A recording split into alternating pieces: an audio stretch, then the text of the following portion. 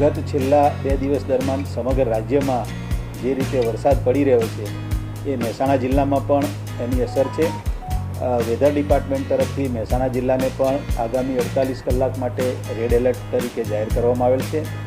જિલ્લા વહીવટીતંત્ર અને તમામ ડિપાર્ટમેન્ટ એ બાબતે અત્યારે બિલકુલ સતર્ક મોડ ઉપર છે। ખાસ કરીને મહેસાણા જિલ્લાની જનતાને, શહેરી વિસ્તારની અને ગ્રામ્ય વિસ્તારની જનતાને ખાસ વિનંતી કરું છું કે આગામી 48 કલાક દરમિયાન ભારે વરસાદની આગાહી હોય, આપે અનિવાર્ય સંજોગો હોય એ સિવાય બહાર નીકળવાનું પણ ટાળવું।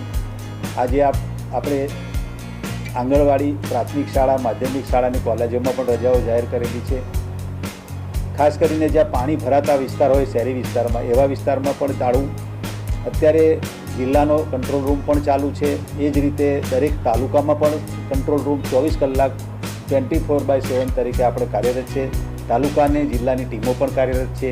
ક્યાંય કોઈ અકસ્માત થાય, ઝાડ પડવાનો બનાવ બને, પાણી ભરાવાનો બનાવ બને તો વિભાગોની ટીમો સતત અહીંયા તૈયાર છે।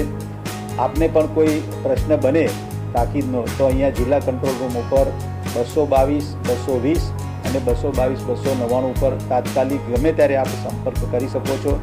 ફરી એકવાર જિલ્લા વહીવટીતંત્ર તરફથી આપ સૌને અનુરોધ કરું છું કે આ ભારે વરસાદની પરિસ્થિતિમાં ભલે ક્યાંય એવી કોઈ ચિંતાજનક બાબત નથી, પણ આપણે તકેદારી રાખવી જોઈએ અને બિનજરૂરી બહાર પણ નીકળવાનું ટાળવું જોઈએ।